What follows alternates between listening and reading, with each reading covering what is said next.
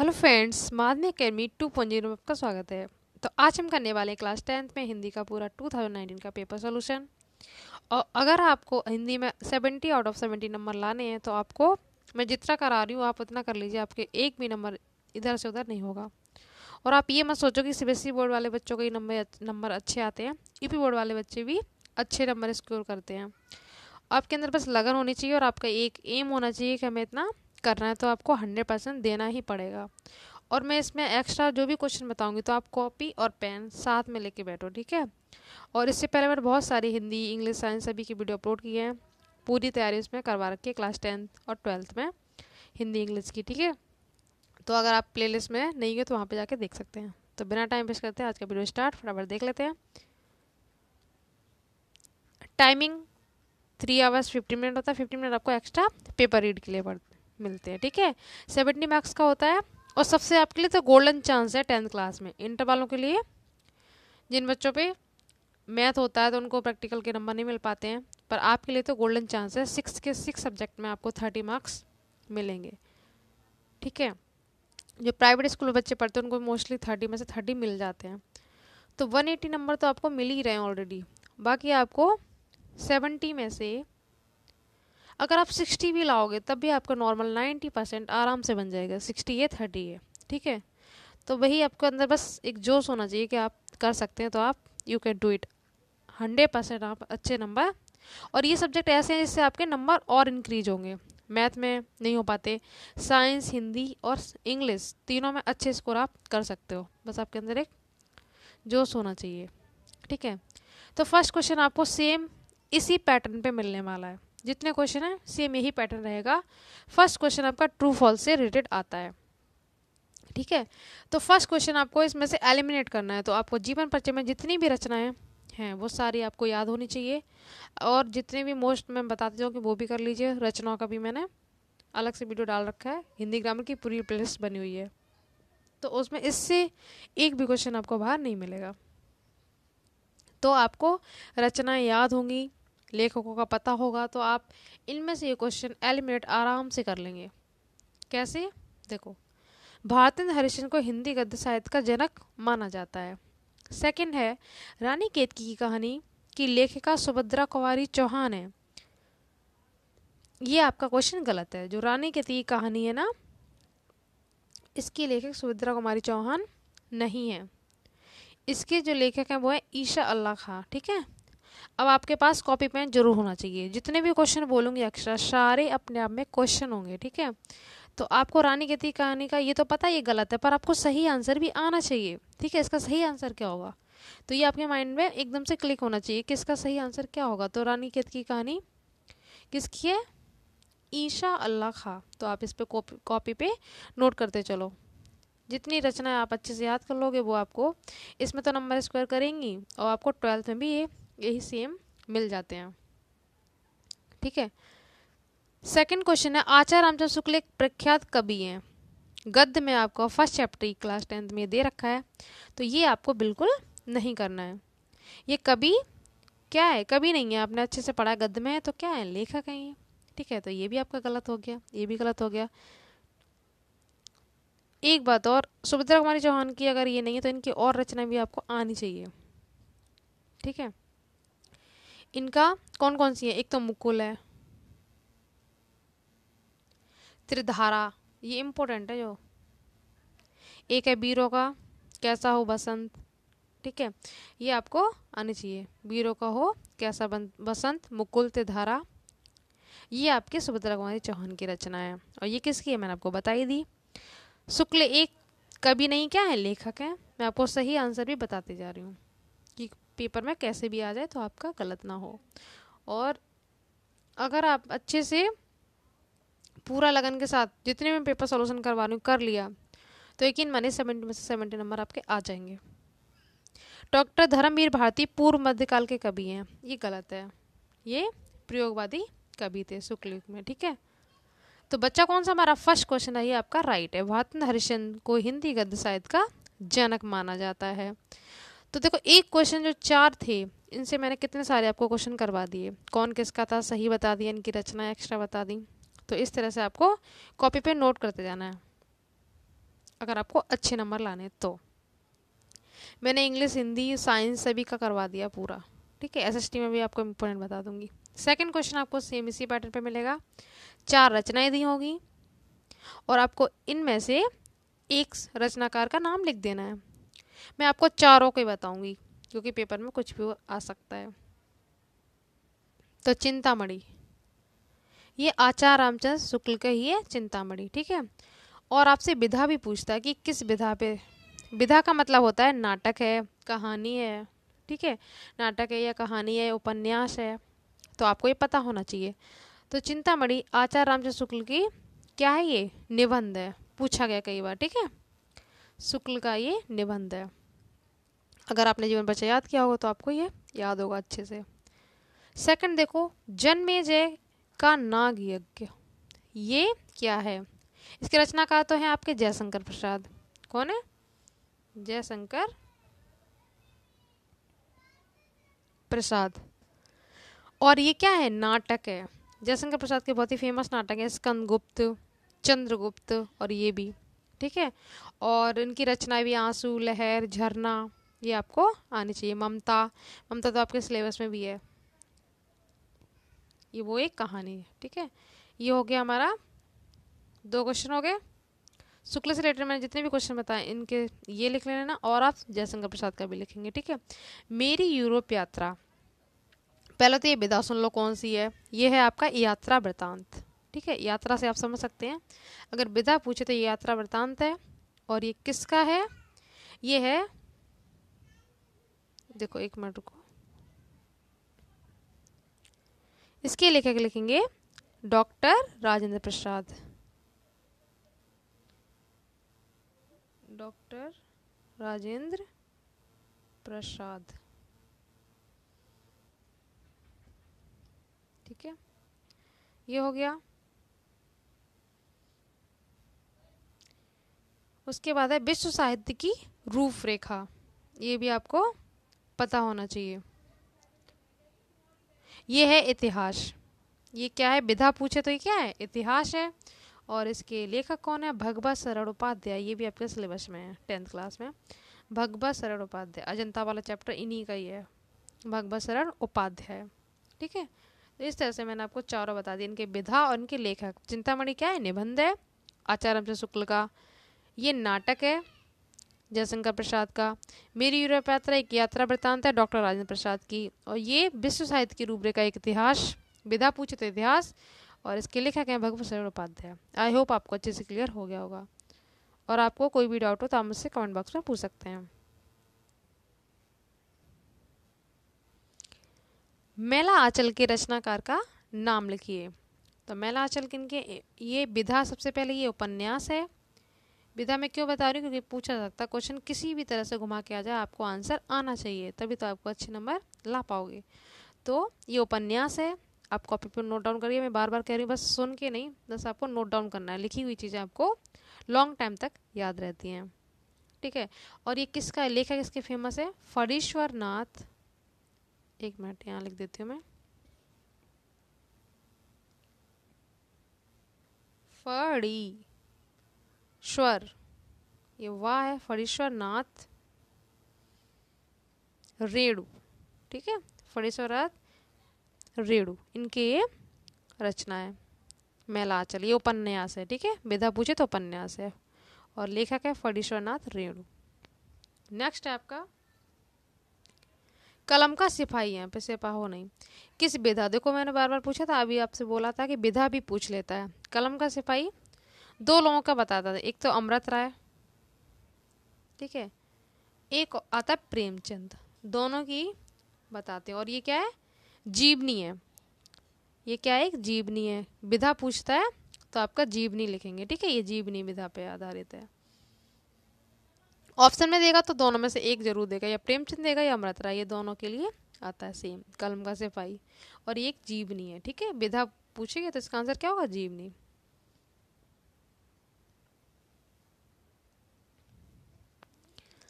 Next देखो, रेखा चित्र साहित्य के 2 लेखक लिखने हैं, ठीक है। रेखा चित्र साहित्य के 2 लेखक, फर्स्ट है हमारा राम ब्रच बेनीपुरी, राम ब्रच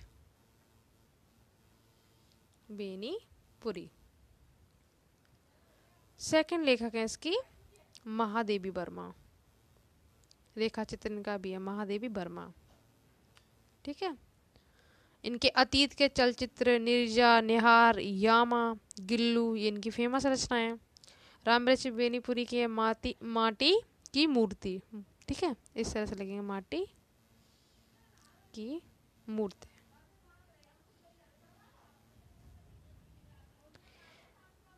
लेखक पूछे तो मैंने आपको बता दिए, रामवृक्ष बेनीपुरी और महादेवी वर्मा। तो आप देख सकते हैं एक क्वेश्चन से कितने सारे एक्स्ट्रा आपके क्वेश्चन तैयार हो रहे हैं। ठीक है। क्वेश्चन नंबर सेकंड, ये फर्स्ट था, सभी नंबर आपके 1-1 थे, 1-1 मार्क्स के। देवी द्वीप की 2 प्रवृत्तियां यानी विशेषताएं बतानी है। अगर आपकी विशेषताएं कौन कौन सी कर लेनी है, प्रयोगवादी, ठीक है, द्विवेदी युग की, छायावादी युग की, इनकी विशेषता, उनके लेखक और उनकी रचनाएं आप याद कर लो, उसमें से आपका 100% फंस जाएगा। और काव्य में रीतकाल कवि, रीतबद्ध कवि, ये आपको 2-2 कवि और उनकी रचनाएं कर लेनी है। इससे आपको ये स्टार्टिंग के जो 10 नंबर आ रहे हैं इससे बाहर आपको नहीं मिलेगा। इतना मैं बता रहे उतना करते जाओ बस।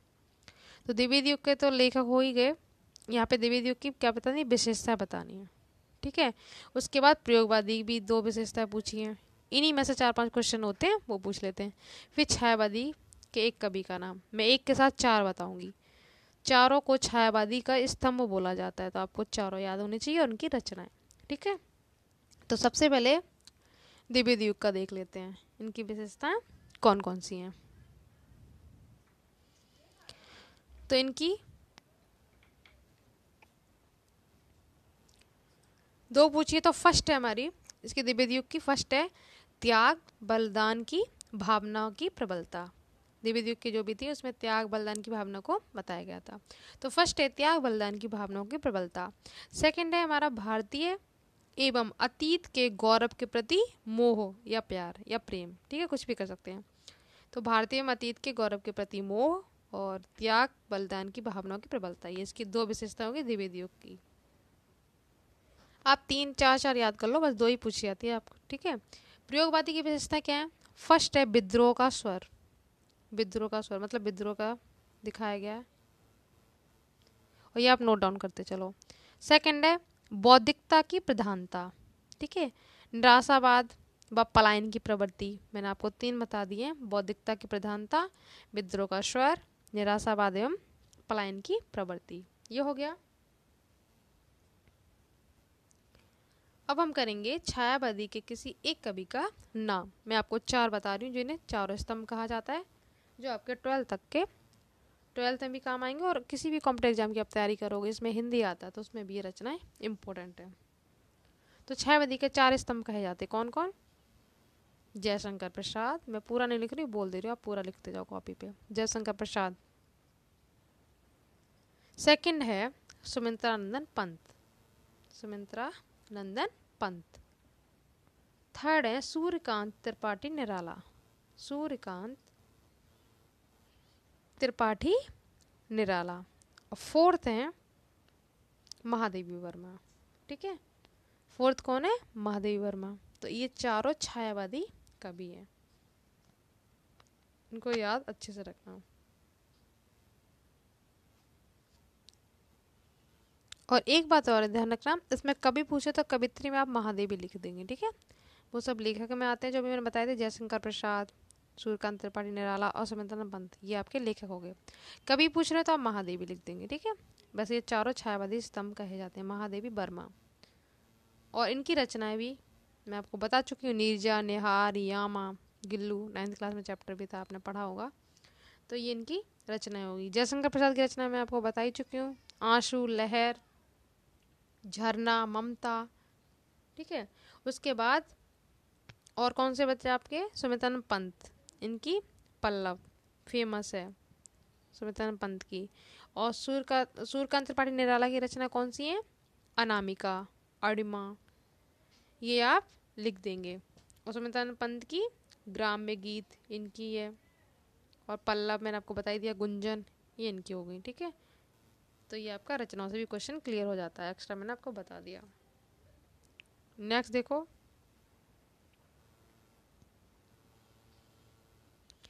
इसमें आपको व्याख्या करनी है, 6 मार्क्स का आता है ये। देखो 3 क्वेश्चन करने हैं। कुछ बच्चे क्या करते हैं, एक क्वेश्चन नहीं आता पूरा छोड़ देते हैं। अरे कुछ तो लिखो। आपको 3 में से संदर्भ तो लिख पता ही होना चाहिए 100%। आपको पहचान मैंने बता ही दी है। जिसमें फीमेल की बात है, मैं नहीं जानती रो रही दुर्ग में बैठी, ठीक है। तो वो चैप्टर कौन सा है, ममता है, और इसके लेखक कौन है, जयशंकर प्रसाद। मृतता में कुसंग ज्वर, मृतता की भावना, जैसा करोगे वैसा पाओगे, इस तरह से कुछ बातें आएंगी। तो वो मित्रता हो गया आचार्य शुक्ल का।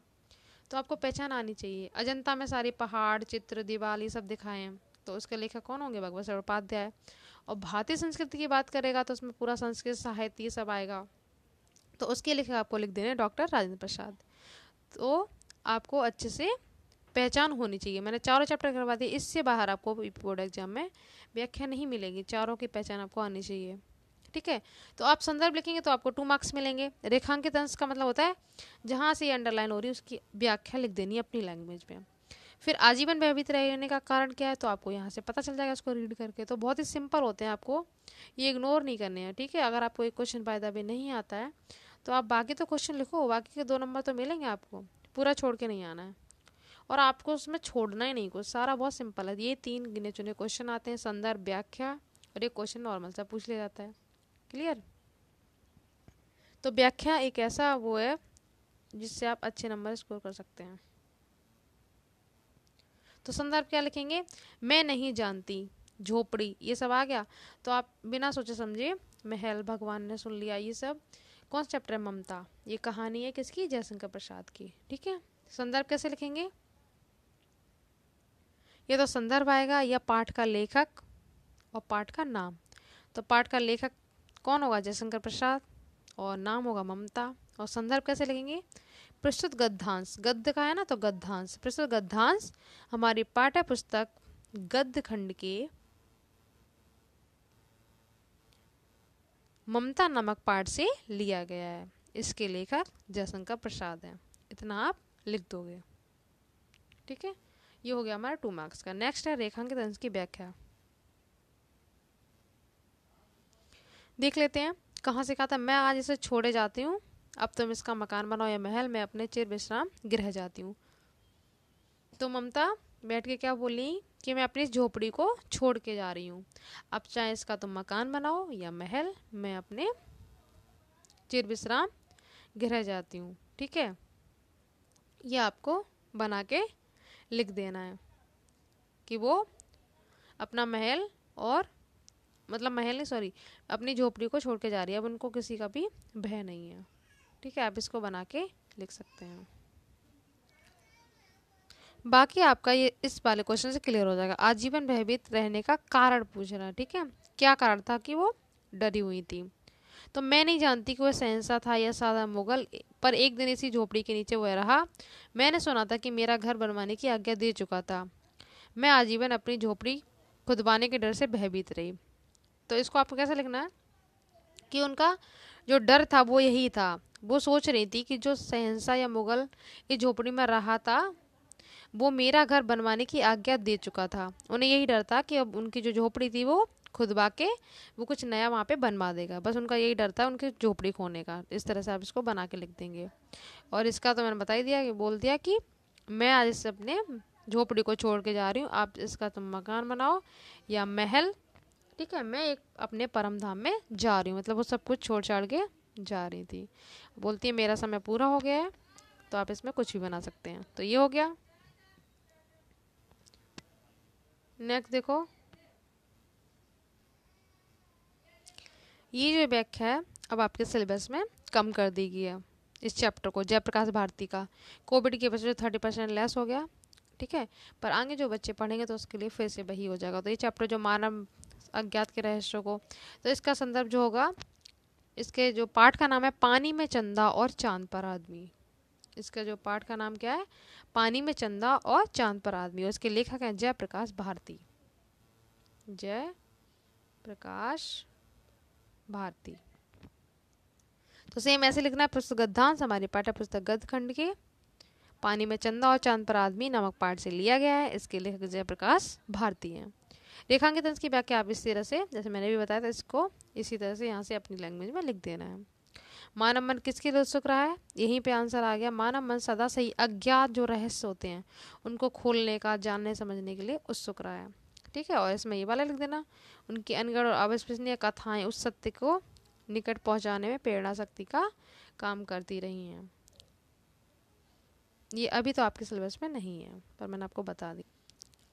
नेक्स्ट है हमारी काव्य की व्याख्या है। इसमें भी आपको संदर्भ लिखना होता है। संदर्भ सहित आपको व्याख्या लिखनी है पूरी डिक्टो। इसमें कोई क्वेश्चन नहीं आता, बस संदर्भ लिख के आपको व्याख्या कर देनी है पूरे, जितना यहाँ से लेकर यहाँ तक।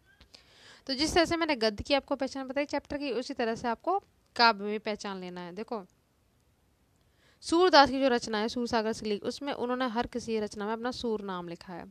रसखान का अगर आएगा तो रसखान ने भी अपनी हर रचना में नाम दे दिया है। ठीक है, और बचे तुलसीदास। तुलसीदास में क्या है कि इन्होंने राम, लखन, रानी, राजा, बनवास, ये सब बातें आएंगी तो आपका कौन सा हो जाएगा, तुलसीदास का। ठीक है, और बच्चे आपके बिहारी लाल। बिहारी लाल की ये पहचान है दोहों की कि इनका हर दोहा 2 लाइन्स का है। ठीक है, बिहारी लाल की ये पहचान है। बिहारी सस से इनकी रचना उससे लिया गया है। तो आप इस तरह से करते जाएंगे पूरा। और सूरदास का तो हो ही गया, सूरसागर से लिया गया है। और इनका तुलसीदास का जो है, इनकी है बन पतफर। ठीक है, बन पतफर, उससे ये लिया गया है। अभी आपको कैसे पहचानोगे इसमें, यहाँ से बनवास दियो रानी।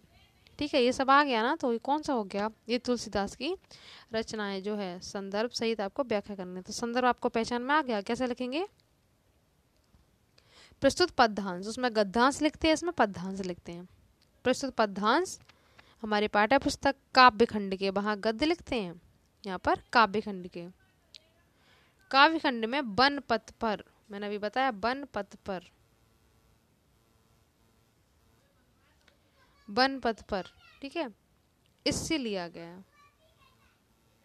और किसके द्वारा ये रचना लिखी गई है, तुलसीदास द्वारा रचित, बनपद द्वारा लिया गया, ऐसे आप लिख देंगे। अब व्याख्या सुन लो इसकी। रानी में जानी अजानी महा, पापी पाहुन तू है कठोर यो है। इसको कैसे करेंगे, तो इसमें पता क्या है कि जो गांव की स्त्रियां, उनके माध्यम से राजा दशरथ और कैकेयी का बातों का वर्णन किया गया, उनके प्रति थोड़ा मतलब गुस्सा सा दिखाया गया। कैसे, रानी में जानी अजानी महा, तो जो गांव की स्त्रियां थी वो क्या कहती हैं, गांव की एक महिला कहती कि मैंने समझ लिया है कि रानी कैकेयी बड़ी अज्ञानी है। अजानी मतलब अज्ञानी है। उसके बाद है पपिपाहन हूँ तो ते कठोर हियो है। फिर उनका हृदय तो पत्थर और वज्र से भी कठोर है। पाहन मतलब पत्थर, और पाहुन होता तो वो अतिथि का होता है, पर्यायवाची। पर्यायवाची भी आपको आने चाहिए, आते हैं 2-2 नंबर के। तो उनका जो हृदय पत्थर और वज्र से भी ज़्यादा कठोर है, किसका, कैकेयी का। वो ऐसे बातें कर रही हैं। ठीक है, उसके बाद बोला राजहु काज अकाज न जान्यो, तो इसकी हिंदी क्या होगी, उधर राजा दशरथ ने भी उचित अनुचित का विचार नहीं किया। ठीक है, राजा की बोलनी कि राजा ने भी कुछ भी उचित अनुचित नहीं देखा, मतलब सही गलत की पहचान नहीं की। कहित यो का जिन कान कियो है, इसका कैसे लिखेंगे, केवल स्त्री के कहने पर उन्होंने एक काम किया है, मतलब उनको वन भेज दिया है। कैकेयी के जो वरदान मांगा था उसी के, उन्हीं के तो आज्ञा पर हुआ था। तो गांव की महिला इसी तरह से बातें कर रही हैं कि रानी कैकेयी तो अज्ञानी है, उनका हृदय भी पत्थर वज्र से कठोर है, बस उससे भी ज़्यादा कठोर है। पर जो राजा दशरथ है उन्होंने भी सही या गलत की पहचान नहीं की, और एक स्त्री के कहने पर ये काम किया या उनको वनवास भेज दिया है।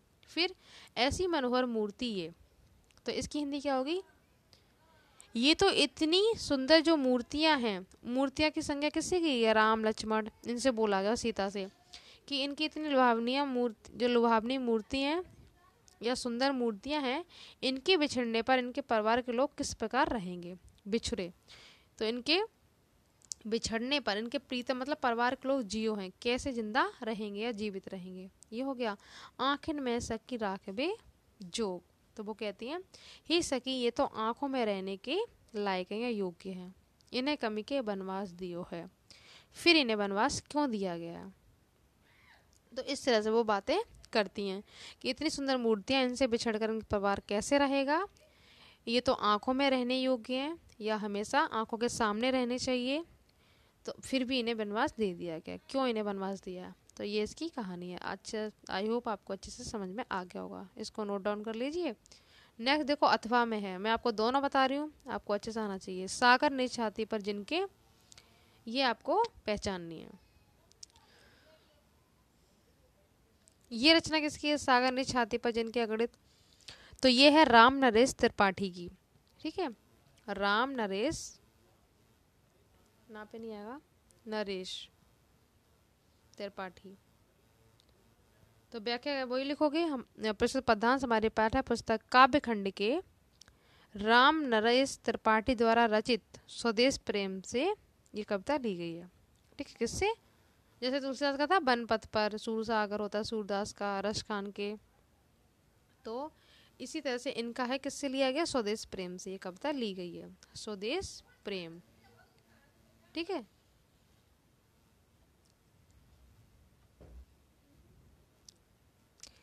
तो इसकी व्याख्या लिखेंगे। कवि कहता है कि हमारे पूर्वज ऐसे थे कि स्वयं समुद्र भी सागर निज छाती पर जिनके, मतलब स्वयं समुद्र भी उनकी सेवा में तत्पर रहता था। जैसे कि वह अपनी छाती पर अनेक असंख्य जहाज़ों को उठाकर, अगणित असंख्य जहाज़ों को उठाकर, अड़पीत मतलब जहाज़ों को उठाकर पहुंचाया करता था। उठाकर प्रसन्न मन या पृथ्वी के समस्त तटों पर पहुंचाया करता था। प्रमुदित मतलब समस्त तटों पर। फिर भूमंडल के सकल तटों पर नम दिया जिसकी यश धारा सी। उसके बाद पृथ्वी के समस्त तटों, ये हो गया। इस देश में रात दिन बहती हुई नदियाँ, इस देश में रात दिन बहती हुई नदियाँ मानो इनके यश भी, यश की धारा ही है। ठीक है, यश की धारा ही है, बहती है अब भी निशिबासर। तो धन्य थे वे हमारे पूर्वज, उनका संपूर्ण अद्भुत भी था। तो जैसे बोल रहे हैं कि धन्य है जिनके चरण चिन्ह आज भी नदियाँ, चरण चिन्ह आज भी नदियों और समुद्रों के तट पर मिल जाएंगे, उन्हें कोई ढूंढे तो सही। अब भी विश्वासर, मतलब उनका ये कहना है कि नदियों पहाड़ों में वो अभी भी निवास करते हैं, अगर उनको कोई ढूंढे तो वो हमें जरूर मिल जाएंगे। ठीक है, ये हो गया। एक बार फिर सुन लो। कभी कहता है कि हमारे पूर्वज ऐसे थे जो स्वयं समुद्र भी उनकी सेवा में तत्पर रहता था। कैसे? वह अपनी छाती पर बहुत असंख्य जहाज़ों को उठाकर मन से पृथ्वी के समस्त तटों पर पहुंचाया करता था। इस देश में रात दिन जो बहती हुई नदियां हैं मानो इन्हीं की निष्की धारा है। तो इनके चरण चिन्ह जो हैं वो आज भी नदियों समुद्रों में मिल सकते हैं, अगर उनको कोई ढूंढे तो। इस तरह से कर लेंगे। उसके बाद है लेखकों का जीवन परिचय और उनकी रचनाएं देनी है। जयशंकर प्रसाद आचार्य शुक्ल और जयशंकर प्रकाश भारती। तो इनमें से आपको, ये मैंने अभी बताया था ना, पानी में चंदा चंदा, इन्हीं की थी, ये इनकी रचना होगी। जयशंकर प्रसाद की तो बहुत है, आंसू लहर बहुत बार बता भी दिया मैंने। शुक्ल की मित्रता हो गई आपका। ठीक है, तो और चिंतामणि, इस तरह से कर लेंगे। इसी तरह से कवि में एक जीवन परिचय करना। सूरदास तुलसीदास में से एक अल्टरनेटिव आता ही आता है, कंफर्म है, दोनों में से एक जरूर आएगा। तो सूरदास तुलसीदास बिहारी लाल, आप इनको याद कर लो, फंस जाएंगे आपके। इनकी रचना सूरसागर, सुसारावली, साहित्य लहरी हैं। इसकी पल्लव, गुंजन पंत जी की, और सुभद्रा कुमारी चौहान की है मुकुल, त्रिधारा, वीरों का हो कैसा बसंत, ये इनकी रचना है। ठीक है, रचना आपको जरूर याद करनी है ज़्यादा से ज़्यादा, क्योंकि आगे के जो क्वेश्चन 10 नंबर के आते हैं वो रचनाओं के बेस होते हैं, 4-5 नंबर के। उसके बाद फिर से आपकी व्याख्या आ गई, वो 6 नंबर की थी गद्यों का आपकी, ये आपकी संस्कृत में है 4 मार्क्स की। एक श्लोक देगा वो आपको एक चैप्टर में से देगा, तो चैप्टर आपको वाराणसी और भारतीय संस्कृत अच्छे से कर लेना है, और इस श्लोक में जीवन सूत्राणी का कर लेना है। ये जो श्लोक दिया है ये अनुयुक्ति विलास चैप्टर का था, जो आपका सिलेबस में कम कर दिया गया, फिर मैं आपको बता दूंगी इसका। तो वाराणसी सुविज्ञात, ये आपको संदर्भ पहचान ही लिया होगा वाराणसी का। किस तरह से लिखेंगे? प्रस्तुत संस्कृत गद्यांश हमारी पाठ्य पुस्तक संस्कृत खंड के वाराणसी नामक पाठ से लिया गया है। ठीक है, प्रस्तुत संस्कृत गद्यांश ऐसे लिख देना आपको, वाराणसी नामक पाठ से लिया गया है। और इसके लेखक तो आपको लिखने ही नहीं है, फिर इसकी आपको व्याख्या दे देनी है पूरी। वाराणसी विख्यात प्राचीन नगरी है, तो फर्स्ट लाइन का क्या होगा? वाराणसी एक प्रसिद्ध प्राचीन नगरी है, सुविख्यात। इयम विमल सलिल तरंगाए गंगाया कूले स्थित, तो है यह स्वच्छ जल वाली तरंगों वाली, स्वच्छ जल की तरंगों वाली, गंगाया मतलब गंगा के, कूले मतलब किनारे, इससे मतलब स्थित है। तो ये स्वच्छ जल की तरंगों वाली गंगा के किनारे स्थित है। कौन? वाराणसी। उसके बाद है अस्या घट्टाना, इसके घाटों, बलया मतलब घुमावदार, इसके घाटों घुमावदार पंक्तियां, धवलिया चंद्रकांति बहुराज थे, श्वेत चांदनी में बहुत ही सुंदर लगती हैं, श्वेत चांदनी में बहुत ही सुंदर लगती हैं। उसके बाद है अगणिता पर्यटका सुदृढ़ देशभ्य, मतलब असंख्य पर्यटक या विदेशी लोग दूर दूर देशों से नित्य मतलब रोज, अत्र मतलब यहाँ, आए मतलब आते हैं। असंख्य संख्या में विदेशी लोग दूर दूर के देशों से यहाँ रोज आते हैं। अष्टघट्टाना, इसके घाटों की शोभा को देखकर, एवं बहु प्रशंसा मतलब बहुत प्रशंसा करते हैं, इसकी घाटों की शोभा को देखकर इसकी बहुत प्रशंसा करते हैं। तो इसकी व्याख्या हो गई। श्लोक जो है ये अनुक्त विलास चैप्टर से है, ठीक है। इसमें क्या बोला गया है? कृप, इसमें बोला कि कुएं से बोला है कि हे कूप, तो ये मत सोच कि ये नीच है, ठीक है, ये मत सोच कि नीच है, कदापि मत व्यथा, ये सोचकर कभी दुखी मत हो कि तू नीच है। अत्यंत सरस हृदय, तू तो सरस हृदय वाला है, यथा परेशान गुण गृहतासी, जो कि दूसरों के गुणों को ग्रहण करने वाला है, ये बोला गया इसमें, ठीक है। तो कुएं से बोला कि तू अपने आप को नीच मत समझ, ठीक है। अत्यंत सरस हृदय वाला है जो कि दूसरों के गुणों को ग्रहण करता है। उसके बाद क्या करना है? अपनी पाठ्य पर श्लोक लिख देना है। आप कोई भी 2 श्लोक याद कर लो, ये नहीं कि ये पेपर में जो आया है आपको ये नहीं लिखना है, ठीक है। इसके एक्स्ट्रा में आपको 2 याद करके रखने हैं। वंदनम वाला कर लो, आप 2 वाला कर लो, जो अच्छे लगे। सर्वे भवन्तु सुखिनः भी कर सकते हैं, आपके सिलेबस का ही है। तो 2 मार्क्स का आपका ये आएगा। उसके बाद वाराणसी, ये चैप्टर के आंसर दे देने हैं। तो आपके सिलेबस में ये वाला चैप्टर और ये वाला। वाराणसी क्यों प्रसिद्ध है? तो इसमें आपको विद्या साहित्य लिख देना है, यहाँ पे विद्या साहित्य धर्म दर्शनेन, ठीक है, ये लिख के फिर आप लिख देंगे ऐसी प्रसिद्धः, इतना आपको कर देना है। विद्या दर्शन साहित्य धर्म कला शिल्प, फिर प्रसिद्धा लगा के ऐसे छोड़ देंगे। एक आपका ये वीर केन पूजते, तो वीर वीरेण पूजते, ठीक है, वीरों की पूजा। तो वीर केन इंपॉर्टेंट है, वीर वीरेण क्या लगा देना है यहाँ पे? वीरेण पूजते। 2 ही करने होते हैं, ये हो गए। चंद्रशेखर वाला कर लो आप, क्वेश्चन आंसर उसमें से फंस जाएंगे। चंद्रशेखर, वाराणसी वाला चैप्टर और ये वीर वाला, ये हो गया। आगे देखते हैं, अब आपके आगे ग्रामर, और ग्रामर में आपको पूरे 2 नंबर मिलते ही मिलते हैं। इसकी पूरी प्लेस बना दी है मैंने, रस अलंकार छोटा सब करवा दिया है, ठीक है। आपको अच्छे से उस पर जाके इजी एग्जाम्पल करवाए मैंने, प्रैक्टिस कर सकते हैं उसकी। तो आपका पहला क्वेश्चन है हास रस और करोड़स। ये मैंने जितनी बार भी पेपर सॉल्यूशन करवाया उसमें कई बार बताए हैं। हास रस किसे कहते हैं? किसी व्यक्ति की बाड़ी चेष्टा वेशभूषा आकृति आदि को देखकर हृदय में जो खुशी का भाव उत्पन्न होता है उसे हास्य रस कहते हैं, ठीक है। और एग्जाम्पल, खीर पकाई जतन से चरखा दिया चलाए, आया कुत्ता खा गया तू बैठी ढोल बजाए। या दूसरा लिख लो, हाथी जैसी देह गेंडे जैसी चाल, तरबूज जैसी खोपड़ी खरबूज जैसे गाल, ठीक है। उसके बाद करुण रस, इसमें क्या होता है? किसी मित्र या सखा के बिछड़ने पर हृदय में जो दुख भाव उत्पन्न होता है उसे करुण रस कहते हैं। एग्जाम्पल, हे खग हे मृग ये मधुकर श्रेणी, तुम देखी सीता मृगनयनी। आप प्लेलिस्ट में जाकर उसमें से देखकर लिख सकते हैं आंसर। उत्प्रेक्षा में क्या होता है? उपमेय में उपमान की संभावना की जाती है, वहाँ उत्प्रेक्षा होता है। और उपमा में क्या होता है कि यहाँ पे किसी एक व्यक्ति वस्तु की तुलना किसी दूसरे व्यक्ति वस्तु से की जाती है उसके गुण के आधार पर, वो उपमा होता है। उत्प्रेक्षा का एग्जाम्पल क्या है? अलंकार आपको 2 कर लो, एक उत्प्रेक्षा एक रूपक। इसमें क्या है? संभावना की जाती है उपमेय में उपमान की, और रूपक में क्या होता है? उत्प्रेक्ष उपमेय में उपमान का भेद रहित आरोप होता है। तो इसका एग्जाम्पल क्या है उत्प्रेक्षा का? चेहरा है मानो झील में हंसता हुआ कमल, जहाँ पर मानो वाला वर्ड आता है तो उत्प्रेक्षा होता है, ठीक है। उपमा में पीपर पात सरस मंडोला, और रूपक का एग्जाम्पल है चरण कमल बंदो हरे राय। ये हो गया। फिर आपको सोटा लेना है। सोठा रोला में चॉइस है, तो आप सोठा कर लो अच्छे से। रोला में 24 मात्रा होती हैं, सोठा में क्या होता है, ये दोहे का उल्टा होता है। पहले तीसरे में 11-11 होती हैं, दूसरे और चौथे में 13-13। पहले और तीसरे में 11-11, दूसरे और चौथे में 13-13।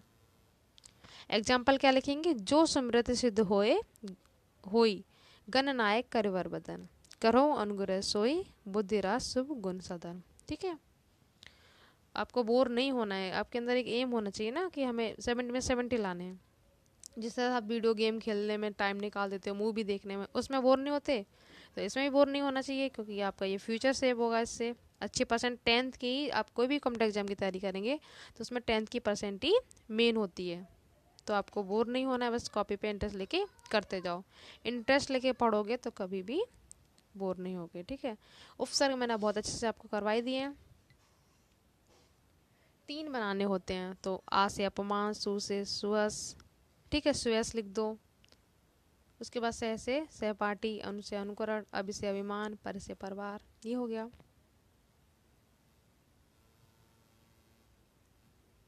प्रत्यय में क्या करना है, पीछे का साउंड आता है, पढ़ाई लिखाई, बा, वट कड़वाहट। ठीक है, ता मानवता महत्व, आहट, बा से पछतावा। इस तरह से आप लिख देंगे। समास विग्रह, जो जो आपके सिलेबस में वो आपको बताते जा रही हूँ, फालतू में आपका टाइम वेस्ट नहीं करूँगी। आपके सिलेबस में एक दिगु और एक है आपका द्वंद्व। ट्रिक क्या है, द्वंद्व में आपको ये वाला चिन्ह मिलेगा और इसमें आपको पहली संख्या वाचक होगी। ठीक है, पहला वर्ड। तो त्रिभुवन, 3 भवनों का समूह, नाम क्या होगा, दिगु समास। चौराहा, 4 राहों का समूह, दिगु समास। द्वंद्व कौन सा होगा, इसमें चिन्ह लगाओ। इसमें ऐसा कोई नहीं है इसमें, तो इसमें और इसमें आपका कौन सा समास है, दिगु। द्वंद्व का इसमें नहीं है। ये आपके तत्पुरुष और कर्मधारय हैं जो पहले सिलेबस में थे, पर आपका अब नहीं है। 10th में अब दिगु और द्वंद्व है। ठीक है, तो अगर द्वंद्व होगा तो इस तरह से आएगा, जैसे अपना डैश होगा पराया, तो तोड़ के लिखेंगे अपना और पराया, इसकी जगह और लगाते हैं। ठीक है, समास विग्रह में। और नाम क्या लिख देना आपको, द्वंद्व। कुछ होते इसमें चिन्ह नहीं आता, जैसे चराचर, तो चर और अचर, सुरासुर, सुर और असुर। ये मैं आपको कई बार बता चुकी हूँ पहले वीडियो में भी। फिर आपको तत्सम देने हैं, दूध का दुग्ध। थोड़ा फास्ट करवाऊंगी क्योंकि फिर वीडियो बहुत लॉन्ग हो जाएगा, वैसे ही आप बोर हो जाते हैं बहुत जल्दी। कुआ का कूप, मक्खी का मचका। जिन बच्चों को अच्छे नंबर लाने होंगे तो वो पूरा जरूर देख लेंगे। भाप का बाष्प, साइंस में आपने पढ़ा होगा, बाष्प। ठीक है, ये हो गए तत्सम। पर्यायवाची देखो, पक्षी का खग और बिहग, मेन सारे याद कर लो। आकाश का नभ गगन, अंबर, आँख का अच्छी नेत्र, जननी का माँ अम्बा। ये हो गया।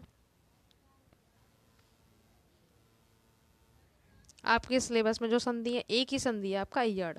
इसकी ट्रिक मैंने करवा रखी है, या और बा और रा आता है उससे पहले आधा शब्द। ठीक है, तो एक तो आपकी सु प्लस आगतम, या तो तोड़ने को आएगा जोड़ने में। संधि बोलेगा संधि कीजिए तो आपको जोड़ के लिखना है, संधि विच्छेद करो तो तोड़ देना है।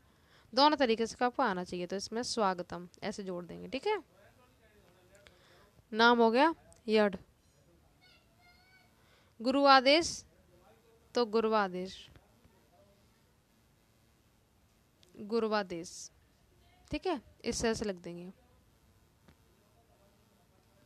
गुरुवादेश। और दोनों में नाम क्या होगा, यड़ संधि। ये आपका यड़ संधि है, ये नहीं है वृद्धि। और दूसरी संधि में संधि का भी करवा रखा, उसमें सारी करवा रखी है, 12th 10th की 9th की भी। ठीक है, गुड़ और वृद्धि, 2 मात्राएं तो वृद्धि हो गया। इसमें महोज, इसमें तदैव, ये हो गया। फिर आपका है षष्ठी विभक्ति बहुवचन में लिखनी है, फल मती, फल मती या नदी। इसमें से आपको जरूर मिलेगा चॉइस में, फल मधु मती नदी। ठीक है, तो मती नदी को छोड़ के आप फल और नदी कर लो, मती फल और नदी के आपको याद कर लेने चॉइस में। ठीक है, ये हो जाएगा। तो फल और मती की विभक्ति देनी है, षष्ठी और बहुवचन में लिखना है। तो आपको पूरा टेबल याद कर लेना है।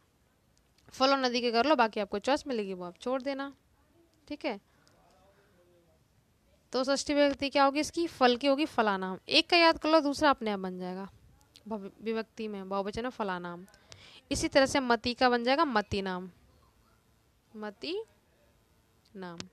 ठीक है, ये आपके सिलेबस में नहीं है, इसको नहीं बता रही मैं।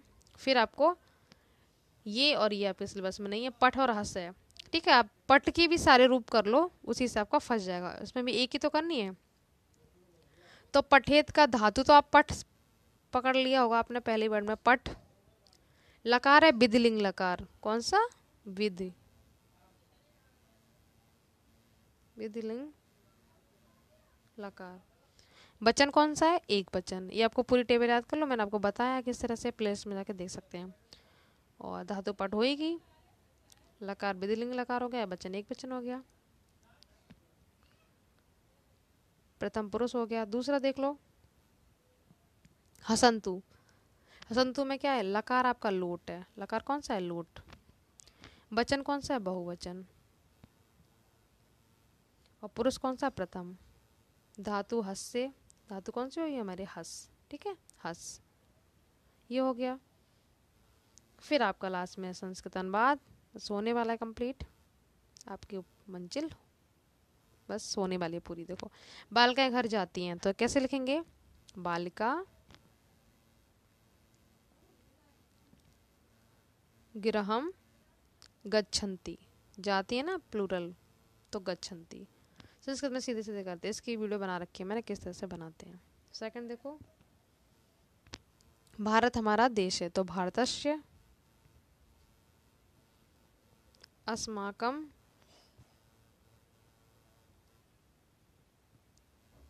देश, देशः है के लिए अस्ति, ये हो गया। ठीक है, भारत अस्माकं देशः अस्ति। छात्रों को ध्यानपूर्वक पढ़ना चाहिए, तो छात्र कैसे लिख देंगे, छात्रा अवधानेन, ध्यान के लिए लिखेंगे अवधानेन, अवधानेन पढ़ना चाहिए, तो पठेउ, पठेउ विसर्ग लगा देंगे। ठीक है, नेक्स्ट देखो, दो ही करने में आपको चारों बता देती हूँ। तुम अपना कर्तव्य करो, तो त्वयं, तुमको क्या कहते हैं, त्वयं, ये सब मैंने आपको करवा रखा है। त्वयं स्वकर्तव्यम कुरु, मतलब करो, स्वकर्तव्य मतलब अपना, त्वयं स्वकर्तव्यम कुरु, तो ये हो गया। उसके बाद आपको ऐसे लिख देना है, इस बार कोविड-19 का ऐसे इंपॉर्टेंट है, इंग्लिश हिंदी दोनों के लिए। ऐसे आपको प्रदूषण जनसंख्या ये कर लेने हैं, इसी से आपका फंस जाएगा। वैसे कोविड वाले के ज़्यादा चांस है। फिर आपको क्या करना है, मुक्त उत्खंड का भी आपको होगा, इसको याद कर लेना है। इसके पांचों सर्ग याद कर लो, एक सर्ग मिलेगा और आपको नायक का वर्णन करना, मतलब गांधी जी का वर्णन करना संग में। तो 1.5 नंबर के आपको टोटल 3 नंबर मिलेंगे। आपको का खंड के दोनों करने होते हैं। तो नायक में आप गांधी जी का लिख देना, देशभक्त, मातृभक्त, राष्ट्रभक्त, निर्भीक पुरुष, ये हेडिंग्स में लिख देना। और मुक्ति का चौथा सर्ग लिख देना। ठीक है, 5 सर्ग याद कर लो। प्रथम में उनका जन्म बताया गया है, चरित्र कैसा था। द्वितीय सर्ग में उन्होंने माँ का सपना देखा था। तृतीय में आंदोलन है, और चौथे में, तृतीय में अत्याचार वगैरह दिखाया गया, चौथे में आंदोलन है, पांचवें में भारत को जीत मिली थी। आपको इस तरह से याद कर लेना है। तो इस तरह से आपका ये पूरा सोल्यूशन हो जाता है कंप्लीट। अगर वीडियो अच्छा लगा तो लाइक शेयर कीजिए और चैनल को सब्सक्राइब जरूर कर लीजिए। और इसमें आपको तो कोई हिंट भी दे दी है, 4th में आंदोलन दे रखे हैं। ठीक है, तृतीय में अत्याचारों का वर्णन है, ये ध्यान रखना। जितना हो सके वीडियो को शेयर जरूर कीजिए और अपना फीडबैक जरूर दें, आपको ये क्लास कैसी लगी। Thank you so much.